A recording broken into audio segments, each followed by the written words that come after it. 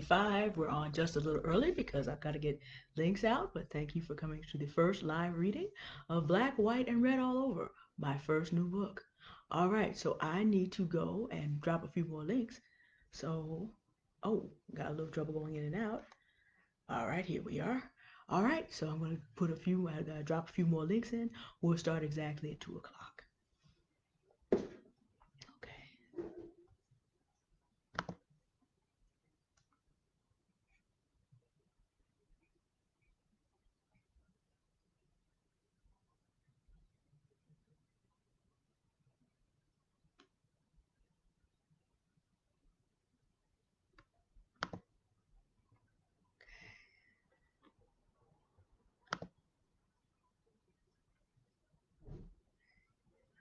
Facebook. Oh, we're trying to get.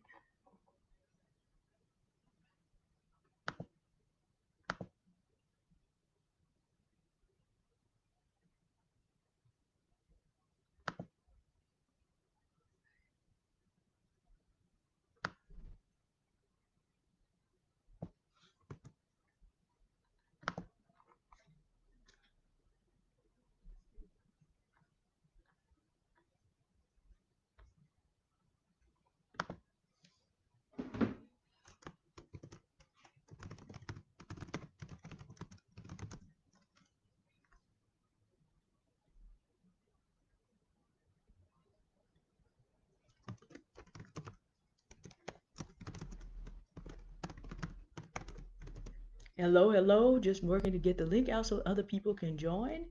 I have a whole nother platform that I have to let know where this is going on.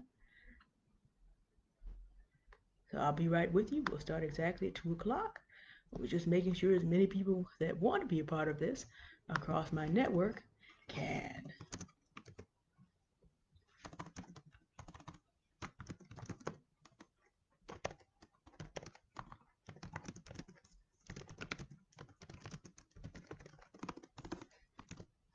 Oh, shoot. Okay. Hold on, y'all.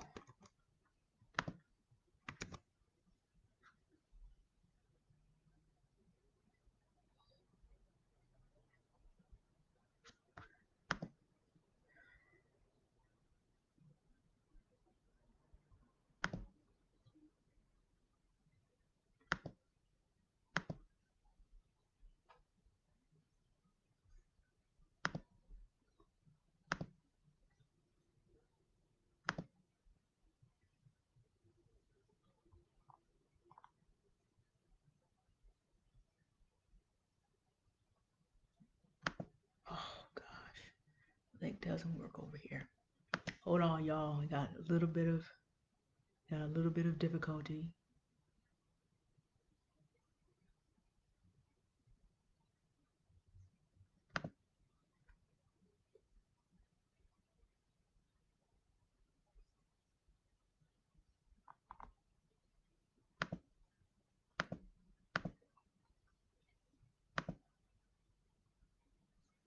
Okay.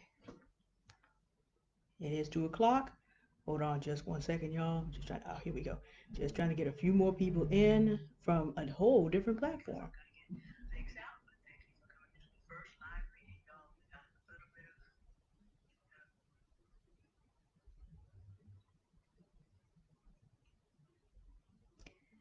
All right.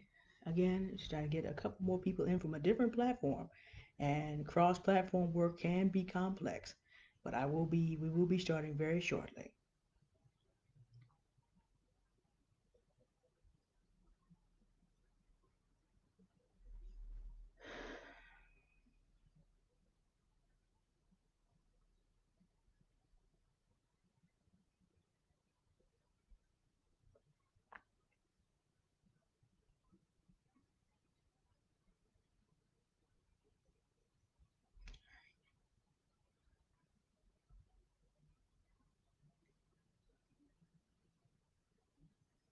Okay. Bear with me another minute.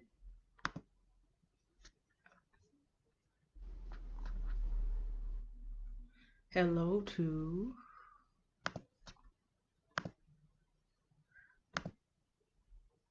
and I can't say hello Dallas, how are you? And I see two or three more. I can't see everybody who's here right now, but hello to everybody who's here. I'm just working. I have a whole nother platform of people that are waiting to come in.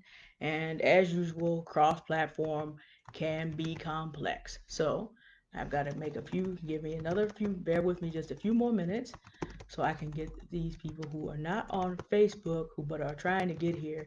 Here, I do a lot of my work on a platform called PeakD, which is Hive on Hive blockchain, and there I am paid by the keystroke.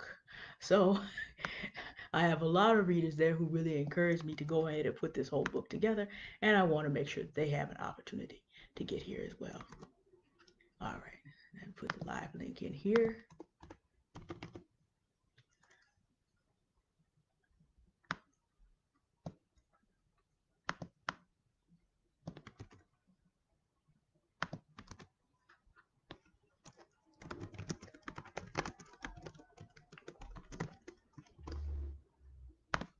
All right, and done. All right, we can start. Again, good afternoon to everyone. I appreciate your being here. Today is our first reading for Black, White, and Red All Over, my newest book.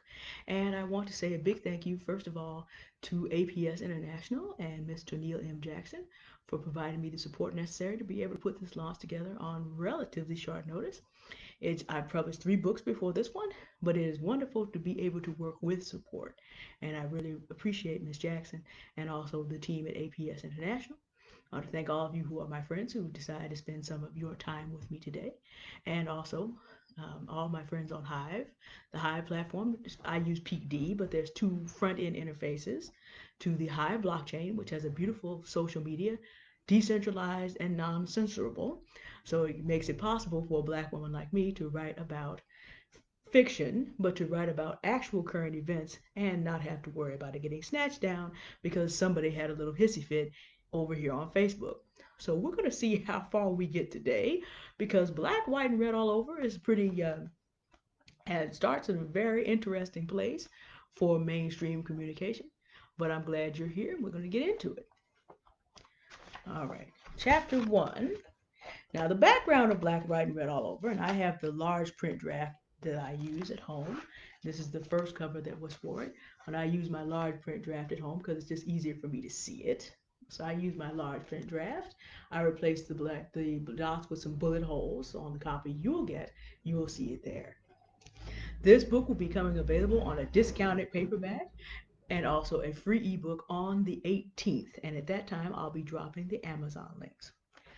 The background of Black, White, and Red All Over is really the summer of last year, and it takes place in Virginia, the same place that Charlottesville took place in the summer of 2017. So you have this, there are a lot of things that were going on, and sad to say, some of the issues of racism, domestic terrorism, pushback from the Black community in various ways are still issues that we're dealing with to this day. I would like to say that things have improved, but no, which is why this book is still very current. As a Christian, it is one thing to sit and critique of what people do in response to the issues that we must deal with. It's another thing not to provide a kind of alternative way to think of how would you as a Christian, if you were a Christian who was a police officer, which is not quite where the story starts, but we meet some later. What do you do if you're a so-called quote unquote good cop? If you are a Christian who is in the Black community and is insisted, hello, Miss Jackson, thank you for being here today, and you insist on your rights, but you take a slightly different path from most of the protests around you, how would you deal with this? This book deals with this issue in the setting of the state that was the capital of the Confederacy. Virginia has changed a lot in the last 150 years, but as we found out at Charlottesville, not everything has changed. So if you're Christian people, Black or white, how do you deal with this when the potential of racial violence and the long-standing record of police violence and brutality against Black people is still running? How do these people deal with this? This is the question that has begun to be answered in Black and White and Red All Over. And so in chapter 1, we also get a viewpoint that is not average. Most of the time, when we write about these issues, white people are the prime movers and Black people respond. Even though the main characters of this story are white, I've written the story from the opposite direction. Black people are the first movers, and white people have to find out how they're going to respond. And as you see more and more often in how real history is told, even as we see it, you see the black people are first movers quite often. Let me give you an example from history. Nat Turner and also the black people of Haiti, who did the first revolutions, the first successful revolution of African descent against European colonialism, are really the first movers in the Civil War. Because if you don't have the Haitian Revolution and you don't have Nat Turner, there's no reason for the South to panic when Abraham Lincoln is elected. Because to them, the end of slavery might mean their slaves rising up and slaughtering them. Because that had happened in 1804 and it happened again in 1831. Black people's action was the background. It also should be mentioned that during the Civil War, nobody talks about the 180,000 colored troops, who even Abraham Lincoln and Ulysses S. Grant said were the margin of victory in the war. But as I said, black people are actually prime movers in a lot of important things in American history. And at the beginning of this story, in chapter 1, black people are the prime movers, and everyone else has to figure out what they're going to do because black people have already figured out what they're doing.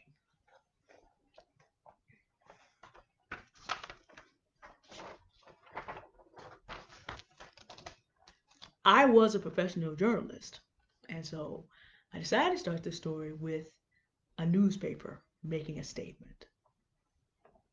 Chapter 1, the new newspaper.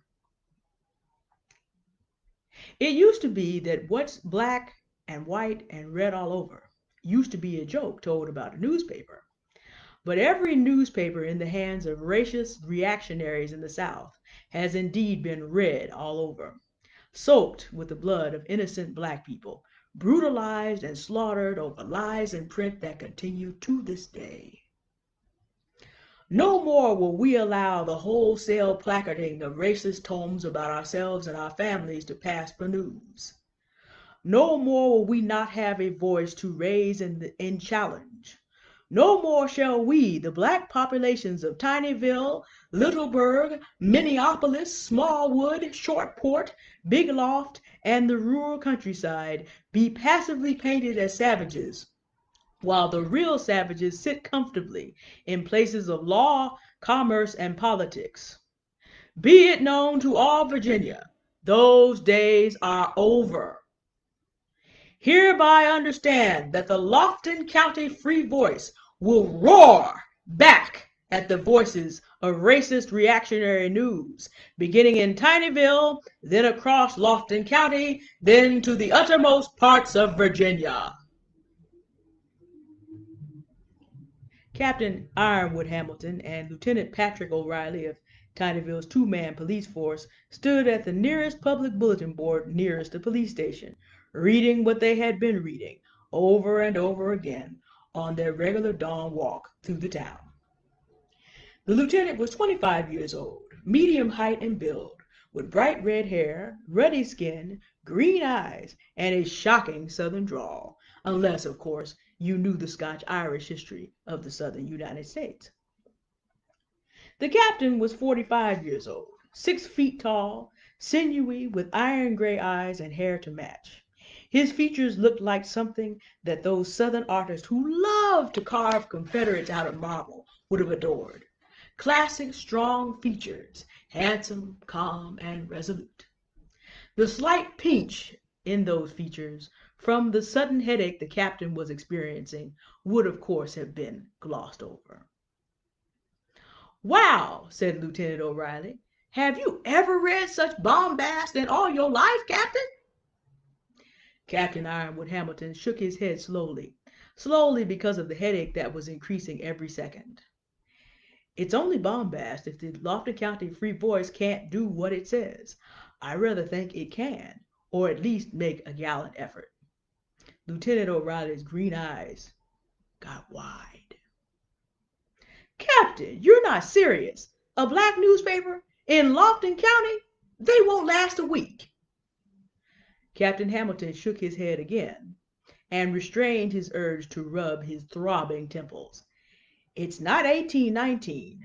and these are not amateurs we are dealing with.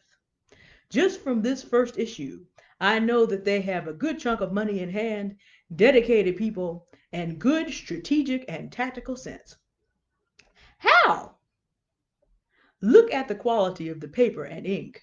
Excellent for something the editors of the Free Voice know is going to have to be exposed to the elements and the anger of a good portion of 72% of this town. It's 20 weight, 11 by 17 paper with first-class laser ink on a new printer. How do you know this new, Captain? Printed items, particularly in color, have less sharply defined edges the older the printer gets. That there's a bit less precision. Anyhow, one has to consider this being $4 per sheet. A little less with discounts on bulk printing, but assuming just Tinyville for the moment, there are at least 100 of these if the town is saturated, like we have seen on the streets that we have checked. That's $400 in printing cost alone. None of that was spent here. It had to be either in Roanoke or Big Loft, where they have the kind of print shops that can do this kind of work. Which brings me to the other point. This issue is composed of 6 different articles written by various people on various kinds of computers and word processors, but all of whom have the same desktop publishing software. Look here at the different articles. You can see the mild glitching and spacing between lines and within lines of text in the articles, although the frames that the story go into remain perfect. Someone sent out the template with the editorial in place. The first person to receive it flowed his contribution into the space designed for it, saved it, and sent it to the next writer, who likewise flowed her contribution in. The last person who got their article in sent it to whoever was going to give it a final look before it went out. The point, Lieutenant. The paper is decentralized, and the writers beside the editor himself have used pen names of great figures in Black history. They know better than to present an easy target. As it stands, our local domestic terrorist would have to burn down the print shops in Big Loft and Roanoke to stop this paper from coming out. They're not spoiling for that big of a fight, Lieutenant O'Reilly said. No, but the Lofton County Free Voice is trying to provoke a reaction, and they'll get it. The Tinyville Times and the papers of the other mentioned towns will lash back, say too much, and help the Free Voice put pressure on toward its true object. In the distance, the captain and the lieutenant heard the phones in the police station begin to ring. It was 6:30 a.m., and Tinyville was beginning to wake up. Like Captain Hamilton's headache, the volume of calls would continue to increase through the morning. Indeed, Tinyville and the whole of Lofton County were seeing red all over, everywhere the provocative new paper was posted. Not that the 2-man police force in Tinyville took all those calls. The non-emergency voice message service picked up all the calls, transcribed them, and printed them for quick review.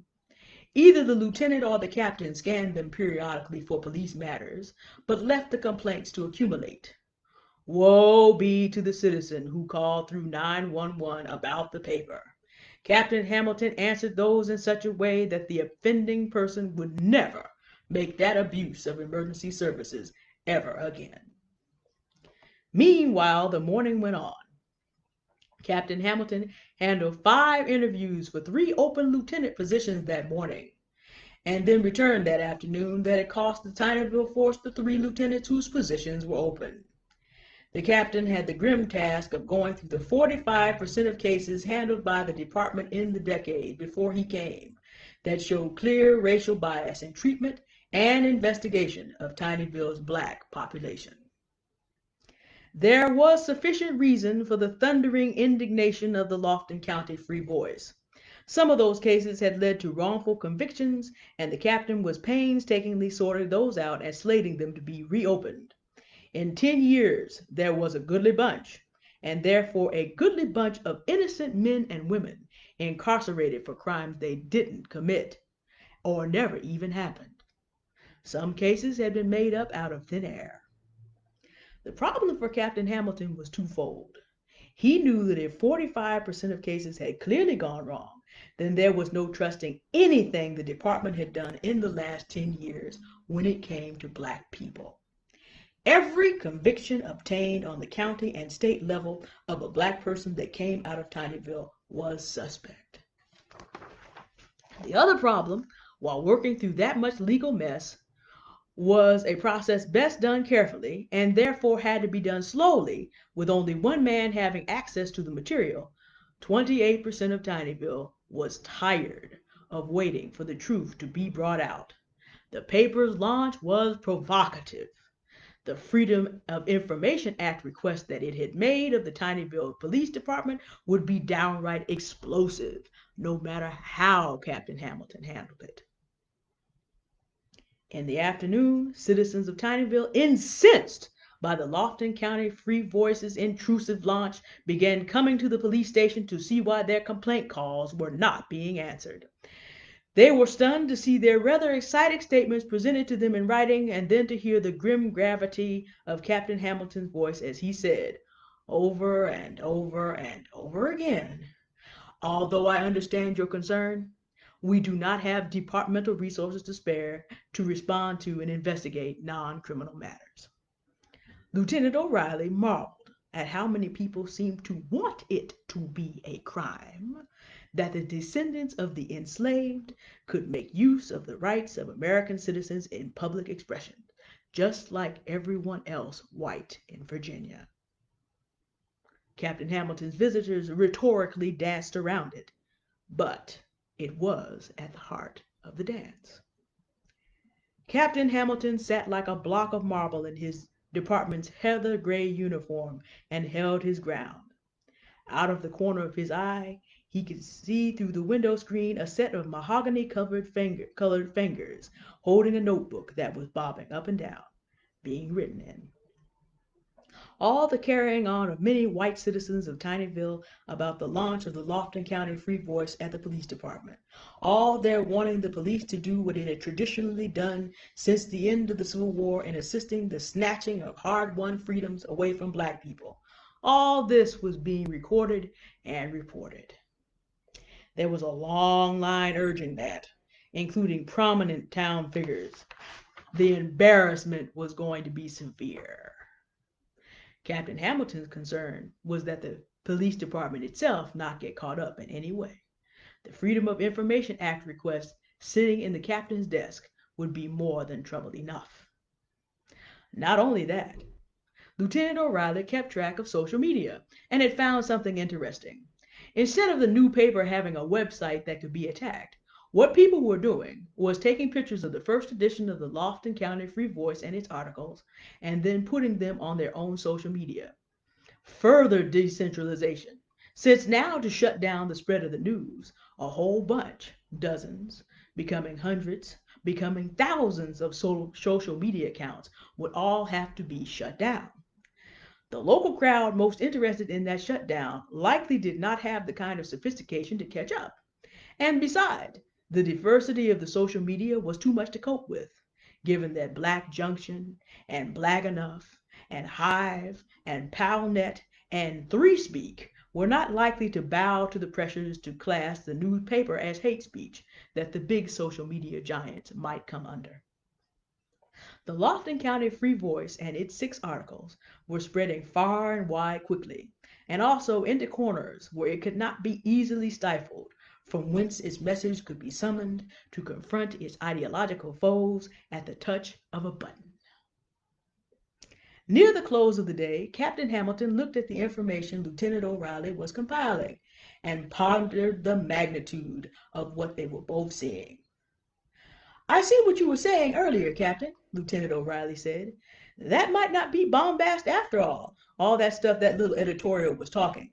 They are making quite a go at it already. Oh, look here, Captain. The paper and all its articles have now passed the 10,000 mark for shares, and there must be 1,000,000 likes and thousands upon thousands of interesting comments." "We ain't seen nothing yet," the captain said. "Lofton County is not prepared for its Black population to talk back with equal strength of voice, but it had better get prepared." And so had we. In that stack of non-emergency calls are the calls of our fellow police officers in Big Loft, Littleburg, Minneapolis, Smallwood, Shortport, and the county itself. Their day has been much like ours. I think an impromptu working dinner might be in order. And that's the end of chapter 1. So, we have quite a situation going on in chapter 1. Lofton County, Virginia is actually fictional. I kind of carved it out of Southern Virginia right up next to the Blue Ridge. A lot of it would overlap existing counties, but I didn't go there. It actually has an origin in some Civil War stories that I haven't published yet. There are two Lofton brothers. One of them is a U.S. general that becomes a Confederate, and the other one is a major who does not become a Confederate. So that's an interesting story by itself, and you'll read all that next year. But Lofton County is a hangover from that. So what's happening is I'm actually doing the modern day stories first, and we'll come back and pick up the Civil War stories probably sometime next year. I'm going to talk to Miss Jackson about that. That's a whole nother series. It's a lot to do. Okay, so I see, let me acknowledge those who I see here. I see Dallas, I see Tennille, I see Timothy. Hello, Shantae, Robin. And I know there's more. I see 11 people here at least. So I want to thank everybody for being here. So we're not going to go, we've been on live about 26 minutes and we started at 2:01. We're not going to go too much further, but let me just recap. So chapter 1, we have a situation. A new black newspaper has done 2 things of importance. Notice that these black people are not protesting. They're coming, telling what they're going to do. We're going to talk back anytime we darn well please. And we're going to yank records. We're going to use the power that the law gives us, and we're going to do something called a Freedom of Information Act request. Because I was a professional journalist, I had to learn about all this. Basically, what you have the power to do, you, American citizen, any color, any shape, any size, you have the power to use something called the Freedom of Information Act. You can go and request, using this act, any public record you want. This is a power that's available to you. So even though I'm writing fiction, I'm also attempting to teach you something that may be of value to you and your community. Any kind of public record has to be made available to you. Not all investigation records are public, but some police records, some court records, no matter who has them, you can make a request for them, and that's a federal statute. So with this group of black people, and we'll find out more about them later in the book, they have decided they're done protesting. And as Captain Hamilton's good investigator, he looked at the paper and said, okay, they've got some money, they've got some organization. They're not protesting. They're using what's available, and they're about to make our lives miserable because this is a conservative area. This is an area where even during the civil rights period, and everybody knows there are places in the South, hey, Ahmaud Arbery was shot like a dog jogging in his own neighborhood. So there's plenty of places down south that have this situation, that there has been a record of black people being railroaded for crimes. And what the Lofton County Free Voice has decided to do is they have decided to have a Freedom of Information Act that covers the last 10 years of police activity, because they know there's a record of unjust persecution. They're not protesting it. They're going to get the records and they're going to surface them. That's a totally different thing than just protesting about something that happens. That has to do with we're putting the data out. Totally different thing. Okay, so that's chapter 1. Now we have to look at, so we've got 2 police officers in Tinyville, but we have to meet the police officers who are in the other towns. What are they going to do with this? What are they going to do? Well, you can skip the line if you put black, white, and red all over in Google, in Amazon, you'll find a copy of it. But if you wait to the 18th, I'm doing a free giveaway for the ebook, and I'm also doing a discounted paperback at that time. Now, my suggestion to you would be, if I have a request from Dr. Joe Canton for a signed copy. That would require a paperback. So the complication though is it's more difficult for me to do that just because so much is shut down. I live in San Francisco and California is almost completely shut down.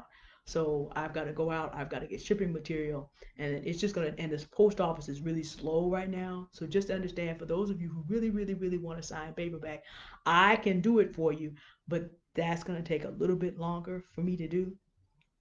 But if that's absolutely what you need, I'll drop a PayPal link on the 18th. For those of you who want signed copies, I'll order author copies, and I'll talk with Miss Jackson about logistically what's the best way to do that. But we'll work out a solution whereby if you really want a signed copy of the paperback, we'll make that happen for you, okay? All right, so when are we going to do the next reading? Like I said, you can jump the line, but if not, I'll be back. Now, I'm not going to read the whole book before the 18th because it would take too much time, but I am going to do selected chapters. So today you've met some of the actors in the story, the Lofton County Free Boys, and also the two police officers who are the first person to read this. We'll meet some other players next time. Now, on Saturday, we will have another reading, but it will not be at 2 p.m. Pacific because a musician whom I love very much has her show at 2:30. Now, for those of you who are listening to this later on, put Stephanie Woodford in for your Facebook. This is a wonderful musician. She'll be having a show at 2:30 tomorrow. And at 2:30 tomorrow, she'll be doing a live music show. She's really fantastic. And because I support her on her show, and because she started on every other Saturday long before this came along, I will be with her.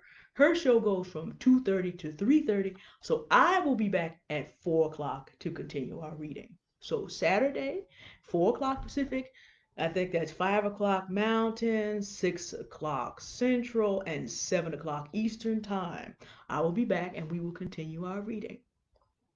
And I definitely do recommend Miss Woodford to you as someone that you should listen to and check out.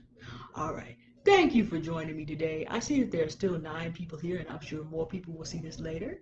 Thank you for joining me today. I really appreciate your support in being here. Dallas, Tennille, Timothy, Shantae, and Robin, and I know there are some more, although I don't see who you are at the time.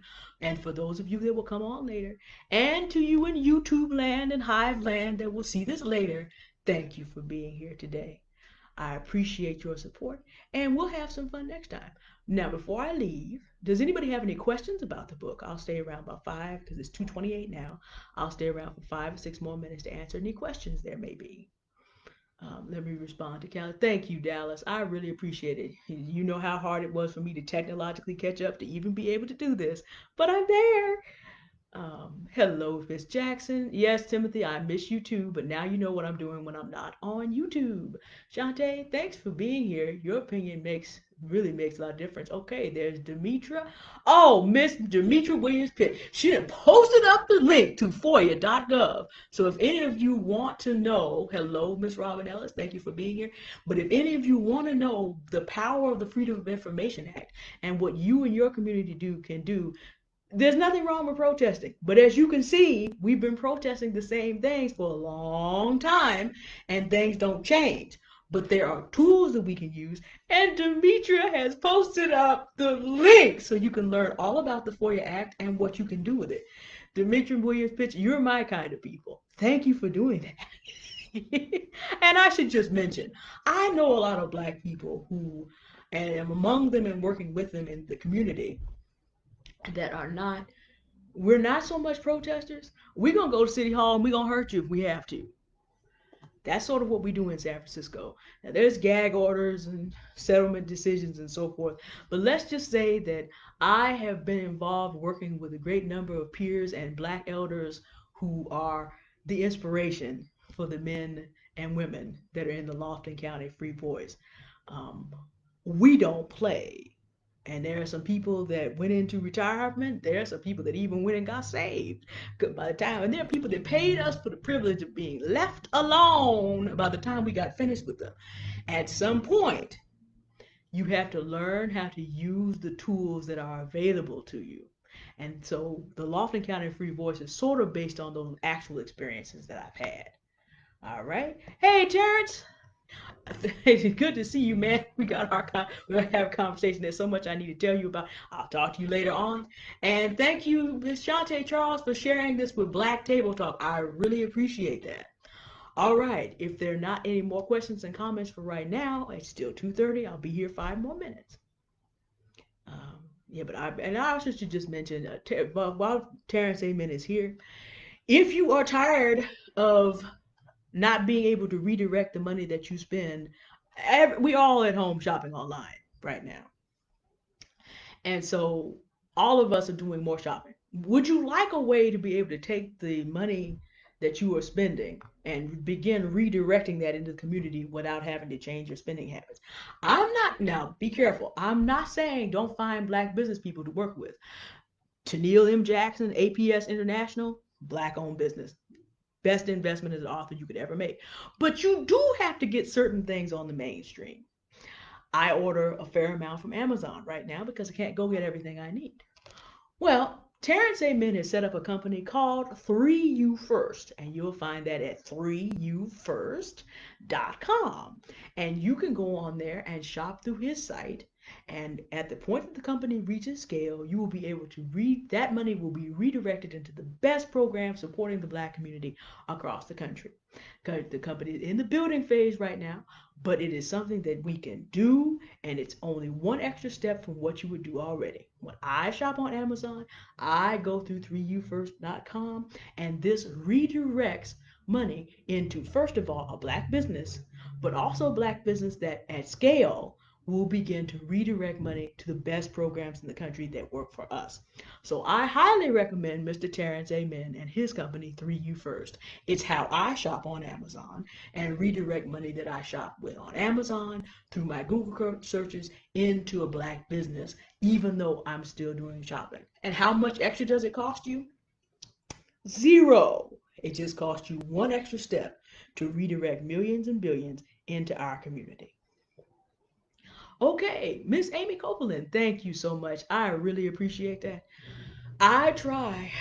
Those that know me real well, I have a big, powerful voice, and it's taken me years to be able to modulate it. So I try to stay calm on camera. Some of you know that I have a show called Grown Black Folks Talk. I don't do it all the time. And that's when I deal with current events. And I would come on regularly, but I try to stay calm and offer high value because this voice can get out of control. And I'm not trying to do it to y'all. But I have worked on it so that on this day I've learned how to be on camera, be exciting, but also keep things well controlled so that the communication can go forth. Um, One of the places that gave me a lot of history that I used to put books like this together was Marcus Bookstores here in San Francisco. Still open in Oakland, but we lost the San Francisco branch. And what we lost in San Francisco as black people was a place to gather and talk about our issues. And not only talk among black people, but also talk among people of all races who are interested in freedom for all people, which is what you find in my books. We have a lot of black people, a lot of white people, some Latinos as well. There's just not as many in Virginia as there are in California. But everybody here has to make a decision about are they for the right or are they for the wrong, as we'll see as we go onward. So I want my lives to be a safe place where we can come together, learn some things that we can do better, and talk about the issues in a way that is respectful to everyone. So, Ms. Copeland, thank you for loving to listen to me. Come back. We'll be here. Let me just recoup again. It's 2:34. We will have another live reading on Saturday at 4, not at 2 o'clock, out of respect for another wonderful musician that you should check out here on Facebook, Miss Stephanie Woodford. I will be checking out her show at 2:30. So that's where I will be, but I'll be back at 4 o'clock to drop links on Hive and also to get things set up. I'll probably have to start a little bit earlier to get things set up here on Facebook.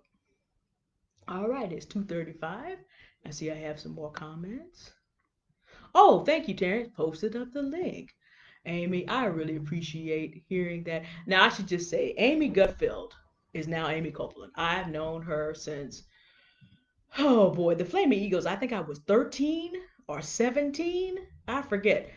Somewhere on YouTube, if y'all want to see me in a less serious moment in my very brief acting career, you can look up a teenage movie called The Flaming Eagles.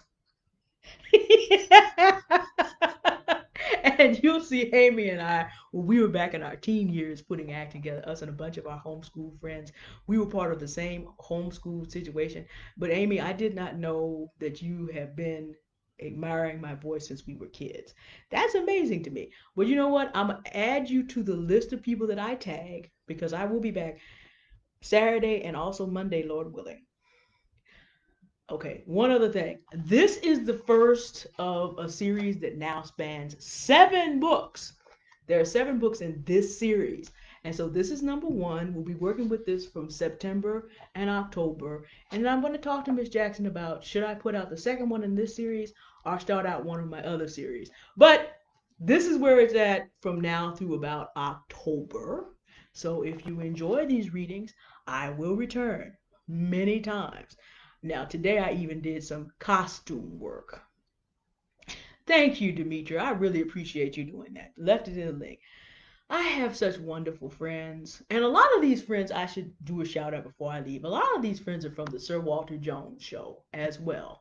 Demetria, I met through there. Sir Walter Jones show is another wonderful show that if you are wanting to hear your news broken down from the perspective of a Christian black person who also has added a lot of information, a lot of inspiration and information to my life. That's another wonderful show, the Sir Walter Jones show out of Chicago.